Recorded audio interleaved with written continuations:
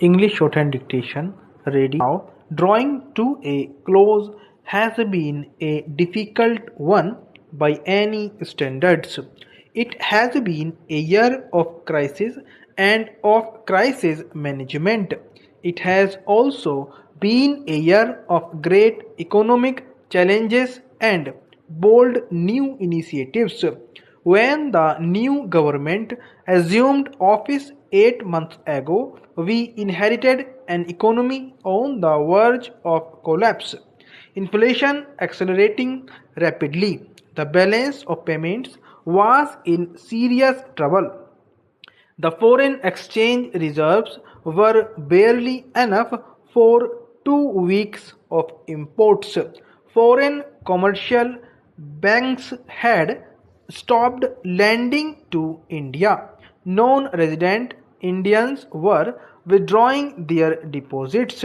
Shortages of foreign exchange had forced a massive import squeeze which had halted the rapid industrial growth of earlier years and had produced negative growth rates from May 1991 onwards. Our first and immediate challenge was to arrest the slide and restore India's credibility both domestically and in the eyes of the world.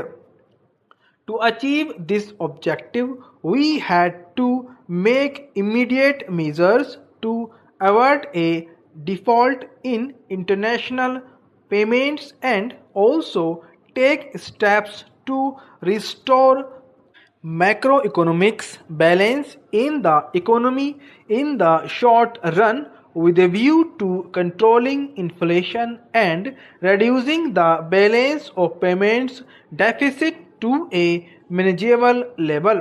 Our medium term objective was to place the economy back on the path of high and sustainable growth.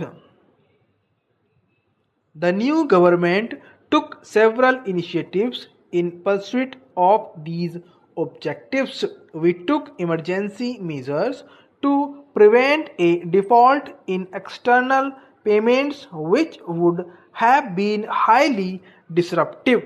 The previous government had already decided to use a part of the gold held by the Reserve Bank of India to mobilize temporary liquidity abroad. We did not consider it prudent to reverse this decision, but we promised to redeem the gold at the earliest opportunity, and we have kept our word.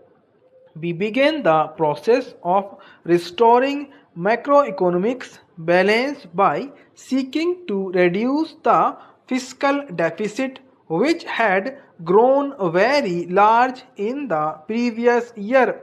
We also embarked on a medium term program of structural reform, including new initiatives in trade policy and industrial policy aimed at improving the efficiency, productivity, and international competitiveness of Indian industry. Our longer term objective is to evolve a pattern of production which is labor intensive and generates larger employment opportunities in productive higher income jobs and reduces the disparities in income and wealth between rural and urban areas, which is very much essential now.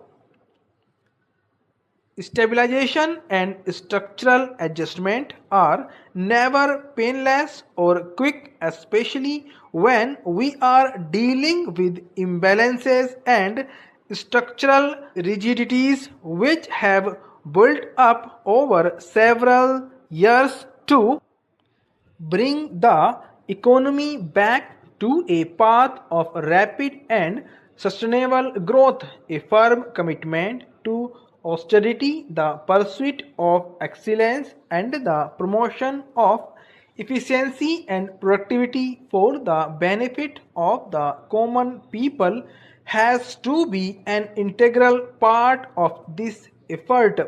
Given our limited resources, our people cannot afford to copy the soulless consumerism and the wasteful lifestyles of the affluent countries of the West. Conspicuous consumption has to be actively discouraged. The virtues of thrift have to be emphasized.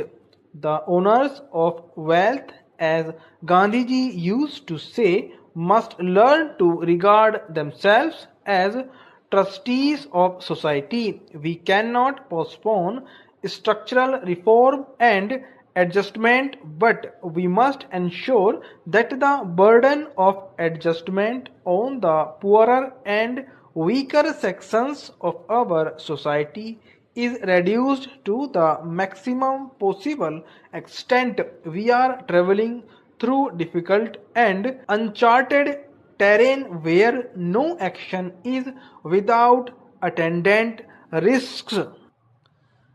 And success will not always be immediate. We need patience, perseverance, and national cohesion if we are to succeed.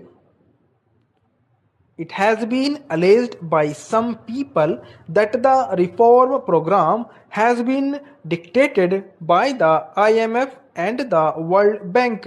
We are founder members of these two institutions and it is our right to borrow from them when we need assistance in support of our programs. As lenders, they are required satisfy themselves about our capacity to repay loans, and this is where conditionality comes into the picture. All borrowing countries hold discussions with these institutions on the viability of the programs of which assistance is sought. We have also held such discussions. The extent of conditionality depends on the amount and the type of assistance sought. However, I wish to state categorically that the conditions we have accepted reflect no more than the implementation of the reform program as outlined by letters of intent sent to the IMF and the World Bank and are wholly consistent with our national interests. The bulk of the reform program is based on the election manifesto of our party, ever compromising our national interests of our policies will take time to materialize. I am happy to report to the House that we have made substantial progress even in this short space of 8 months, restoring India's credibility and pulling the economy back from the slide into financial chaos. Stop.